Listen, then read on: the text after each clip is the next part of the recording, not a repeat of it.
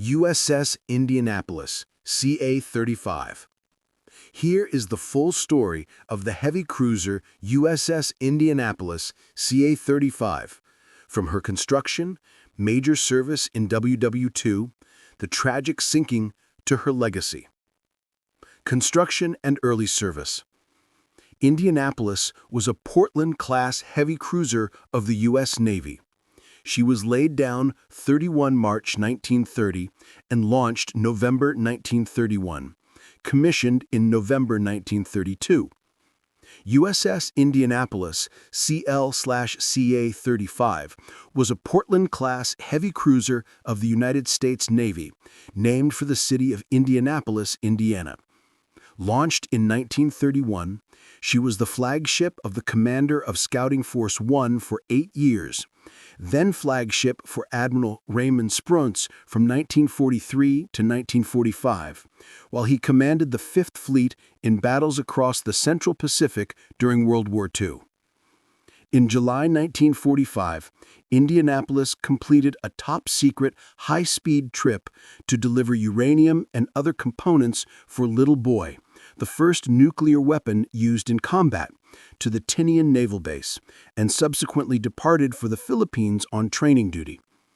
At 0015 on 30 July, the ship was torpedoed by the Imperial Japanese Navy submarine I-58 and sank in 12 minutes. Of 1,195 crewmen aboard, about 300 went down with the ship. The remaining 890 faced exposure, dehydration, saltwater poisoning, and shark attacks while stranded in the open ocean, with few lifeboats and almost no food or water. The Navy learned of the sinking 4 days later when survivors were spotted by the crew of a PV-1 Ventura on routine patrol. A U.S. Navy PBY flying boat crew landed to save those in the water. Only 316 survived. No U.S. warship sunk at sea has lost more sailors. On 19 August 2017, a search team financed by Microsoft co-founder Paul Allen located the wreckage in the Philippine Sea at a depth of about 18,000 feet, or 5,500 meters. On 20 December 2018, the crew of Indianapolis was collectively awarded a Congressional Gold Medal. Construction. Main article, Portland-class cruiser. Indianapolis was the second of 2 ships in the Portland class, the third class of treaty cruisers constructed by the United States Navy following the Washington Naval Treaty of 1922 after the 2 vessels of the Pensacola class ordered in 1926 and the 6 of the Northampton class ordered in 1927. Ordered for the U.S. Navy in fiscal year 1930, Indianapolis was originally designated as a light cruiser because of her thin armor and given the hull classification symbol CL-35. She was reclassified a heavy cruiser because of her 8-inch, 203mm guns with the symbol CA-35 on 1 July 1931 in accordance with the London Naval Treaty. The Portland-class cruisers were designed for a standard displacement of 10,258 long tons, or 10,423 tons, and full load displacement of 12,755 long tons, or 12,960 tons. But Indianapolis did not reach this weight, displacing 9,950 long tons, or 10,110 tons. The ship had 2 distinctive raked funnels, a tripod foremast, and a small tower and pole mast aft. In 1943, light tripods were added forward of the second funnel on each ship, and a prominent naval director was installed aft. The ship had 4 propeller shafts and 8 Parsons GT-geared turbines and 8 White Forster boilers. The 107,000 ship horsepower gave a design speed of 32.7 knots, 60.6 kilometers per hour, 37.6 miles per hour. She was designed for a range of 10,000 nautical miles, or 19,000 kilometers, 12,000 miles, at 15 knots, 28 kilometers per hour, 17 miles per hour. She rolled badly until fitted with a bilge keel. The cruiser had 9 8-inch 55 caliber Mark 9 guns in 3 triple mounts, a super-firing pair fore and one aft. For anti-aircraft defense, she had 8 5-inch 25 caliber guns and 2 QF 3-pounder Hodgkin guns. In 1945, she received 24 40mm 1.57-inch Bofors guns arrayed in 6 quad mounts. Both the ships were upgraded with 19 20mm 0.79-inch Oerlikon cannon. The ship did not have torpedo tubes. The Portland-class cruisers originally had 1-inch, or 25 millimeters, armor for deck and side protection, but in construction they were given belt armor between 5 inches, or 127 millimeters, around the magazines, and 3.25 inches, or 83 millimeters, in thickness. Armor on the bulkheads was between 2 inches, or 51 millimeters, and 5.75 inches, or 146 millimeters. That on the deck was 2.5 inches, or 64 millimeters, the barbettes 1.5 inches, or 38 millimeters, the gun turrets 2.5 inches, and the conning tower 1.25 inches, or 32 millimeters. Portland-class cruisers were outfitted as fleet flagships with space for a flag officer and his staff. The class also had 2 aircraft catapults amidships. They could carry 4 aircraft. The total crew varied, with a regular designed complement of 807 and a wartime complement of 952, which could increase to 1,229 when the cruiser was a fleet flagship. Indianapolis was laid down by New York Shipbuilding Corporation on 31 March 1930. The hull and machinery were provided by the builder. Indianapolis was launched on November 7, 1931, and commissioned on 15 November 1932. She was the second ship named for the city of Indianapolis, following the cargo ship of the same name in 1918. She was sponsored by Lucy M. Taggart, daughter of former mayor of Indianapolis, Thomas Taggart. Under Captain John M. Smealy, Indianapolis undertook her shakedown cruise through the Atlantic and into Guantanamo Bay until 23 February 1932. Indianapolis then transited the Panama Canal for training off the Chilean coast. After overhaul at the Philadelphia Naval Shipyard, she sailed to Maine to embark President Franklin D. Roosevelt at Campobello Island, New Brunswick, on 1 July 1933. Getting underway the same day, Indianapolis arrived at Annapolis, Maryland on 3 July. She hosted 6 members of the cabinet, along with Roosevelt, during her stay there. After disembarking Roosevelt, she departed Annapolis on 4 July and steamed for Philadelphia Navy Yard.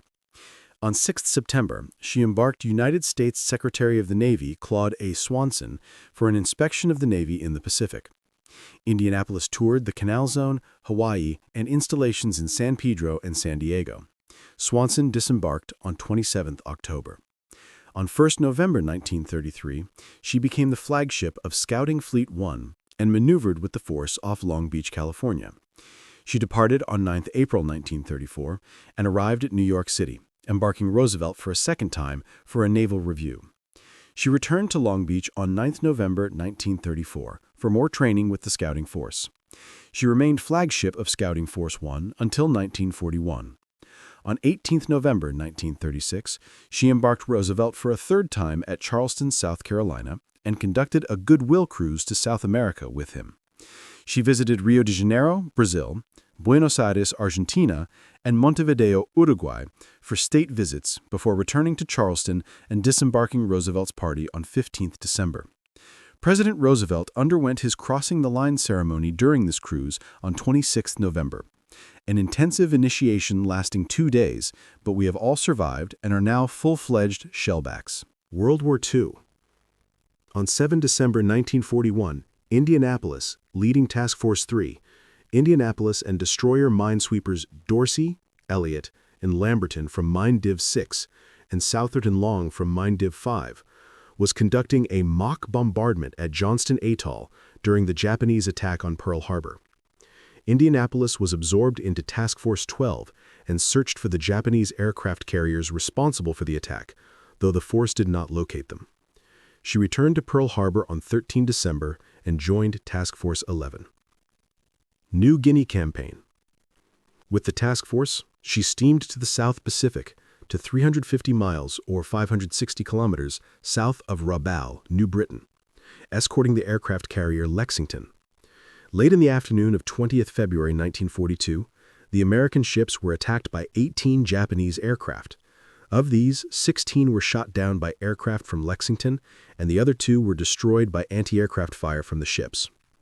On 10th March, the task force, reinforced by another force centered on the carrier Yorktown, attacked Lae and Salamaua, New Guinea, where the Japanese were marshalling amphibious forces. Attacking from the south through the Owen Stanley mountain range, the U.S. Air Forces surprised and inflicted heavy damage on Japanese warships and transports, losing few aircraft. Indianapolis returned to the Mare Island Naval Shipyard for a refit before escorting a convoy to Australia. Aleutian Island Campaign. Indianapolis then headed for the North Pacific to support American units in the Battle of the Aleutian Islands. On August 7th, Indianapolis and the task force attacked Kiska Island, a Japanese staging area. Although fog hindered observation, Indianapolis and other ships fired their main guns into the bay. Float planes from the cruisers reported Japanese ships sunk in the harbor and damage to shore installations. After 15 minutes, Japanese shore batteries returned fire before being destroyed by the ship's main guns. Japanese submarines approaching the force were depth-charged by American destroyers, and Japanese seaplanes made an ineffective bombing attack. In spite of a lack of information on the Japanese forces, the operation was considered a success. U.S. forces later occupied Adak Island, providing a naval base farther from Dutch Harbor on Unalaska Island. 1943 operations. In January 1943, Indianapolis supported a landing and occupation on Amchitka, part of an Allied island-hopping strategy in the Aleutian Islands. On the evening of 19 February, Indianapolis led 2 destroyers on a patrol southwest of Attu Island, searching for Japanese ships trying to reinforce Kiska and Attu. She intercepted the Japanese 3,100 long-ton cargo ship Akagane Maru, laden with troops, munitions, and supplies. The cargo ship tried to reply to the radio challenge, but was shelled by Indianapolis. Akagane Maru exploded and sank with all hands. Through mid-1943, Indianapolis remained near the Aleutian Islands, escorting American convoys and providing shore bombardments supporting amphibious assaults. In May, the Allies captured Attu, then turned on Kiska, thought to be the final Japanese holdout in the Aleutians. Allied landings there began on 15 August, but the Japanese had already abandoned the Aleutian Islands unbeknownst to the Allies. After refitting at Mare Island, Indianapolis moved to Hawaii as flagship of Vice Admiral Raymond A. Spruance, commanding the 5th Fleet. She sorted from Pearl Harbor on 10 November with the main body of the Southern Attack Force for Operation Galvanic, the invasion of the Gilbert Islands. On 19 November, Indianapolis bombarded Tarawa Atoll, and next day pounded Makin, see Battle of Makin. The ship then returned to Tarawa as fire support for the landings. Her guns shot down an enemy plane and shelled enemy strongpoints as landing parties fought Japanese defenders in the Battle of Tarawa. She continued this role until the island was secure 3 days later. The conquest of the Marshall Islands followed victory in the Gilberts. Indianapolis was again 5th Fleet flagship on January 31, 1944. 1944. This section needs additional citations for verification. Please help improve this article by adding citations to reliable sources in this section. Unsourced material may be challenged and removed. The cruiser met other ships of her task force at Tarawa, and on D-Day-1, 31 January 1944, she was one of the cruisers that bombarded the islands of Kwajalein Atoll. The shelling continued on D-Day, with Indianapolis suppressing 2 enemy shore batteries. Next day, she destroyed a blockhouse and other shore installations and supported advancing troops with a creeping barrage. The ship entered Kwajalein Lagoon on 4 February and remained until resistance disappeared. See Battle of Kwajalein.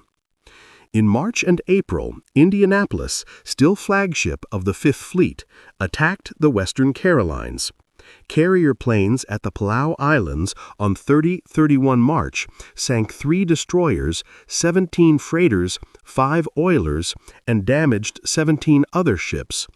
Airfields were bombed and surrounding water mined. Yap and Ulithi were struck on 31 March and WWII on 1 April. Japanese planes attacked but were driven off without damaging the American ships. Indianapolis shot down her second plane, a torpedo bomber, and the Japanese lost 160 planes, including 46 on the ground. These attacks prevented Japanese forces stationed in the Carolines from interfering with the U.S. landings on New Guinea. In March, the Fifth Fleet was busy with the assault on the Mariana Islands. Raids on Saipan began with carrier-based planes on 11 June, followed by surface bombardment, in which Indianapolis had a major role from 13 June. See Battle of Saipan. On D-Day, 15 June, Admiral Spruance heard that battleships, carriers, cruisers, and destroyers were headed south to relieve threatened garrisons in the Marianas. Since amphibious operations at Saipan had to be protected, Spruance could not withdraw too far. Consequently, a fast carrier force was sent to meet this threat, while another force attacked Japanese air bases on Iwo Jima and Chichijima in the Bonin and Volcano Islands, bases for potential enemy air attacks. A combined U.S. fleet fought the Japanese on 19 June in the Battle of the Philippine Sea. Japanese carrier planes, which planned to use the airfields of Guam and Tinian to refuel and rearm, were met by carrier planes and the guns of the Allied escorting ships. That day, the U.S. Navy destroyed a reported 426 Japanese planes while losing 29. Indianapolis shot down 1 torpedo plane. This day of aerial combat became known as the Great Marianas Turkey Shoot. With Japanese air opposition wiped out, the U.S. carrier planes sank Hio, 2 destroyers, and 1 tanker and damaged others. 2 other carriers, Taiho and Shokaku, were sunk by submarines. Indianapolis returned to Saipan on 23 June to resume fire support, and 6 days later moved to Tinian to attack shore installations. See Battle of Tinian. Meanwhile, Guam had been taken, and Indianapolis became the first ship to enter Apra Harbor since early in the war. The ship operated in the Marianas for the next few weeks, then moved to the Western Carolines, where further landings were planned. From 12 to 29 September, she bombarded Peleliu in the Palau Group before and after the landings. See Battle of Peleliu. She then sailed to Manus Island in the Admiral Islands, where she operated for 10 days before returning to the Mare Island Naval Shipyard in California for refitting. 1945. This section does not cite any sources. Please help improve this section by adding citations to reliable sources. Unsourced material may be challenged and removed. Overhauled, Indianapolis joined Vice Admiral Mark Mitcher's Fast Carrier Task Force on 14 February 1945. 2 days later, the task force launched an attack on Tokyo to cover the landings on Iwo Jima, scheduled for 19 February. This was the first carrier attack on mainland Japan since the Doolittle raid. The mission was to destroy Japanese air facilities and other installations in the home islands. The fleet achieved complete tactical surprise by approaching the Japanese coast under cover of bad weather. The attacks were pressed home for 2 days. The U.S. Navy lost 49 carrier planes while claiming 499 enemy planes, a 10-to-1 kill-loss ratio. The task force also sank a carrier, 9 coastal ships, a destroyer, 2 destroyer escorts, and a cargo ship. They destroyed hangars, shops, aircraft installations, factories, and other industrial targets. Immediately after the strikes, the task force raced to the Bonin Islands to support the landings on Iwo Jima.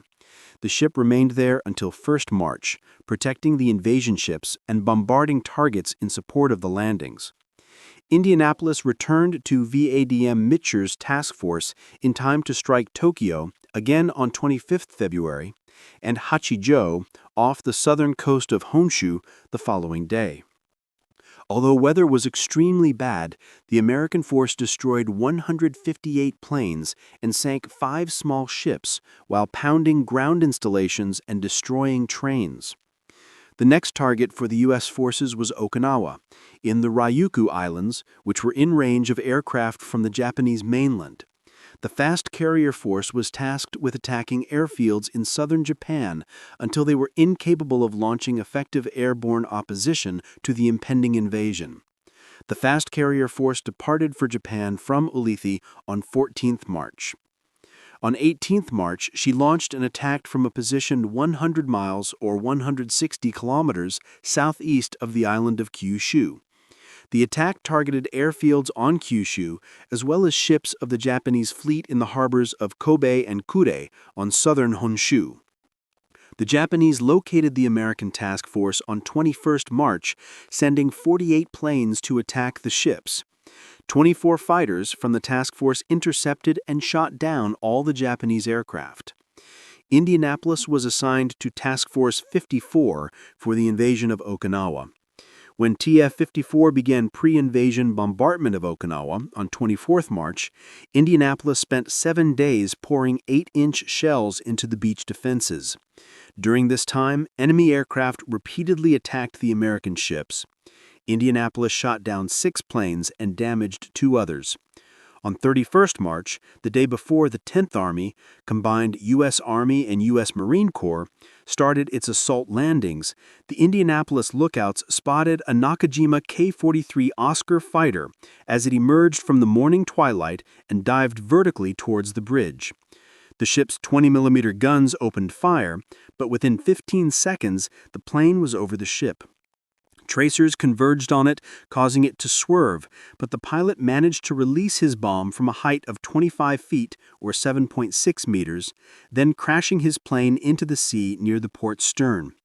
The bomb plummeted through the deck, into the crew's mess hall, down through the berthing compartment, and through the fuel tanks before crashing through the keel and exploding in the water underneath. The concussion blew 2 gaping holes in the keel, which flooded nearby compartments, killing 9 crewmen. The bulkheads prevented any progressive flooding. Indianapolis, settling slightly by the stern and listing to port, steamed to a salvage ship for emergency repairs. Here, inspection revealed that her propeller shafts were damaged, her fuel tanks ruptured, and her water distilling equipment ruined. Indianapolis then steamed under her own power to the Mare Island Naval Shipyard for repairs. Transporting the atomic bomb. After major repairs and an overhaul, Indianapolis received orders to undertake a top-secret mission, transporting a critical shipment of material for the first atomic bomb to Tinian Island. In its hold was loaded the complete non-nuclear parts for a little boy gun-type atomic bomb unit, L-11, and several hundred pounds of scientific instruments and tools.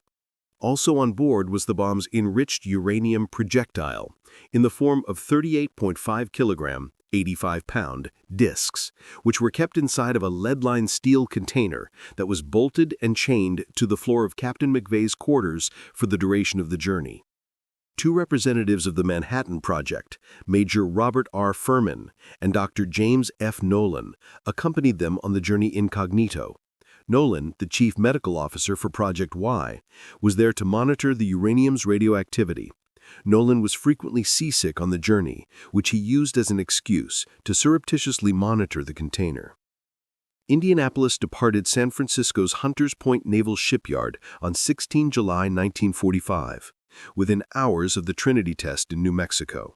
She set a speed record of 74.5 hours from San Francisco to Pearl Harbor, an average speed of 29 knots or 54 kilometers per hour or 33 miles per hour, arriving at Pearl Harbor on 19th July. She raced on unaccompanied, delivering the atomic bomb components to Tinian on 26 July. On the same day that Indianapolis offloaded its cargo at Tinian, the remaining 25.6 kilograms, 56 pounds, of enriched uranium used for the target piece of the bomb was divided into 3 pieces and sent on 3 different C-54 cargo planes from Albuquerque, New Mexico. By 29 July, all 3 had arrived at Tinian, and the next day the assembly of the L-11 atomic bomb unit began. The weapon, which would be dropped on Hiroshima on the morning of 6 August, would be inscribed with numerous autographs and graffiti by ground crews who loaded it into the plane. One of them read, "Greetings to the Emperor from the men of Indianapolis." After its stop at Tinian, Indianapolis then continued on its route to Guam, where a number of the crew who had completed their tours of duty were relieved by other sailors. Leaving Guam on 28 July, she began sailing toward Leyte, where her crew was to receive training before continuing on to Okinawa to join Vice Admiral Jesse B. Oldendorf's Task Force 95. Sinking. At 00:15 on 30 July 1945, Indianapolis was struck on her starboard side by 2 Type 95 torpedoes, one in the bow and one amidships, from the Japanese submarine I-58, captained by Commander Mochitsura Hashimoto, who initially thought he had spotted the New Mexico-class battleship Idaho. The explosions caused massive damage. Indianapolis took on a heavy list. The ship had a great deal of armament, and gun-firing directors added as the war went on, and therefore was top-heavy, and settled by the bow. 12 minutes later, she rolled completely over, then her stern rose into the air, and she sank. Some 300 of the 1,195 crewmen aboard went down with the ship. With few lifeboats and many without life jackets, the remainder of the crew was set adrift. Rescue. Navy Command did not know of the ship sinking until survivors were spotted in the open ocean 3.5 days later. At 11:25 on 2 August, a PV-1 Ventura, flown by Lieutenant Wilbur Chuck Gwynn, and his co-pilot Lieutenant Warren Colwell, and a crew of 3 other men spotted the men adrift on a routine patrol flight. Gwynn reported his findings of up to 150 men back to his base at Peleliu. He immediately dropped a life raft, other life-saving equipment, and radio transmitter. All air and surface units capable of rescue operations were dispatched to the scene at once. First to arrive was Gwynn's commanding officer, Lieutenant Richard Atterbury. He and his PV-1 crew relieved Gwynn's crew, ordering them to return base because of very low fuel. Atterbury continued to circle the area and guided the arrival on scene by amphibious PBY-5A patrol plane, flown by Lieutenant Commander USN Robert Adrian Marks. Marks and his flight crew spotted the survivors and dropped life rafts. One life raft was destroyed by the drop, while others were too far away from the exhausted crew. Against standing orders not to land in the open ocean, Marks took a vote of his crew and decided to land the aircraft in 12-foot swells. He was able to maneuver his craft to pick up 56 survivors. Space in the plane was limited, so Marks had men lashed to the wing with parachute cord. His actions rendered the aircraft unflyable. After nightfall, the destroyer escort USS Cecil J. Doyle, the first of 7 rescue ships, used its searchlight as a beacon and instilled hope in those still in the water. Cecil J. Doyle and 7 other ships picked up the remaining survivors. After the rescue, Marks's plane was sunk by Cecil J. Doyle as it could not be recovered. Many of the survivors were injured, and all suffered from lack of food and water, leading to dehydration and hypernatremia. Some found rations such as Spam and crackers among the flotsam of Indianapolis. Exposure to the elements, dehydration from the hot sun during the day and hypothermia at night, as well as severe desquamation due to continued exposure to salt water and bunker oil, and shark attacks, while some killed themselves. Other survivors were found in various states of delirium or suffered from hallucinations. Only 316 of the 890 men set adrift after the sinking survived. 2 of the rescued survivors, Robert Lee Shipman and Frederick Harrison, died in August 1945. Hundreds of sharks were apparently drawn to the wreck. After picking off the dead and wounded, they began attacking survivors. The number of deaths attributed to sharks ranges from a few dozen to 150. Ocean of Fear, a 2007 documentary film that was part of Discovery Channel's Shark Week, states that the sinking of Indianapolis resulted in the most shark attacks on humans in history, and attributes the attacks to the oceanic white-tip shark species. Tiger sharks may have also killed some sailors. The same show attributed most of the deaths on Indianapolis to exposure, salt poisoning, and thirst or dehydration, with the dead being dragged off by sharks. In the first official statement, the Navy said that the distress calls were keyed by radio operators and possibly were actually transmitted, but that no evidence has been developed that any distress message from the ship was received by any ship, aircraft, or shore station. Declassified records later showed that 3 stations received the signals, but none acted upon the call. One commander was drunk. Another had ordered his men not to disturb him, and a third thought it was a Japanese trap.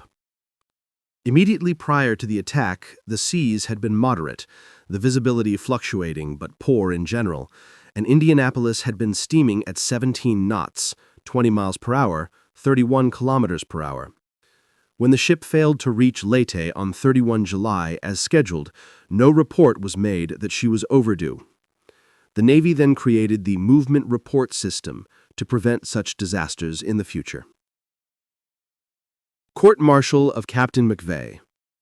Captain Charles B. McVeigh III, who had commanded Indianapolis since November 1944 through several battles, survived the sinking, though he was one of the last to abandon ship and was among those rescued days later.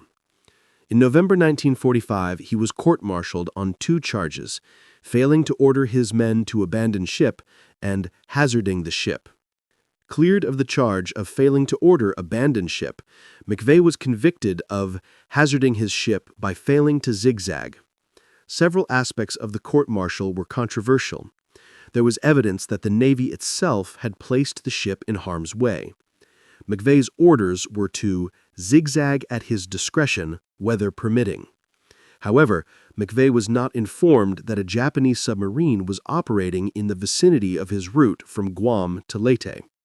Further, Commander Mochitsura Hashimoto, commanding officer of I-58, wrote in his testimony to Senator John Warner, chairman of the Senate Armed Services Committee, that zigzagging would have made no difference. Fleet Admiral Chester Nimitz remitted McVeigh's sentence and restored him to active duty. McVeigh retired in 1949 as a rear admiral. While many of Indianapolis's survivors said McVeigh was not to blame for the sinking, the families of some of the men who died thought otherwise. "Merry Christmas. Our family's holiday would be a lot merrier if you hadn't killed my son," read one piece of mail. The guilt that was placed on his shoulders mounted until he killed himself in 1968, age 70. McVeigh's record cleared. In 1996, 6th-grade student Hunter Scott began his research on the sinking of Indianapolis for a class history project. Scott's effort led to an increase in national publicity, which got the attention of retired congressional lobbyist Michael Monroney, who had been scheduled to be assigned to Indianapolis before she shipped out for her final voyage. Around the same time, Captain William J. Toty, USN, final commanding officer of the fast-attack nuclear submarine USS Indianapolis, SSN 697, received an appeal from several Indianapolis survivors to assist with the exoneration effort. Toty then demonstrated through analysis that the tactic of zigzagging would not have spared the Indianapolis from at least one torpedo hit by the I-58. Monroney brought the matter to the attention of his son-in-law, who was on the staff of Senator Bob Smith, R., from New Hampshire, and was able to get the issue in front of Senator Smith. Smith convinced Senator John Warner to hold hearings on the Senate Armed Services Committee on 14 September 1999, in which several Indianapolis survivors testified. Also called to testify in the hearings were Vice Chief of Naval Operations Admiral Donald Pilling, Director of the Naval History Center Dr. William Dudley, and the Judge Advocate General of the Navy Rear Admiral John Hudson. The hearings were reported to sway Senator Warner into allowing a sense of Congress resolution clearing Captain McVeigh's name to be passed to full Congress for a vote. In October 2000, the United States Congress passed a resolution that Captain McVeigh's record should state that he is exonerated for the loss of Indianapolis. President Bill Clinton also signed the resolution.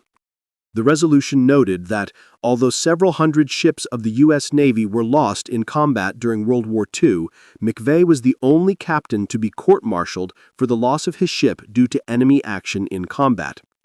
In July 2001, United States Secretary of the Navy Gordon England directed Captain Toty to enter the congressional language into McVeigh's official Navy service record, clearing him of all wrongdoing. Commanders of USS Indianapolis. Rank, name, date. Captain John M. Smealy, 15 November 1932 to 10 December 1934. Captain William S. McClintock, 10 December 1934 to 16 March 1936. Captain Henry Kent Hewitt, 16 March 1936 to 5 June 1937. Captain Thomas C. Kincaid, 5 June 1937 to 1 July 1938. Captain John F. Shafroth, Jr., 1 July 1938 to 1 October 1941. Captain Edward Hanson, 1 October 1941 to 11 July 1942. Captain Morton L. Deo, 12 July 1942 to 12 January 1943. Captain Nicholas Vietlachil, 12 January 1943 to 30 July 1943. Captain Einar L. Johnson, 30 July 1943 to 18 November 1944. Captain Charles B. McVeigh III, 18 November 1944 to 30 July 1945.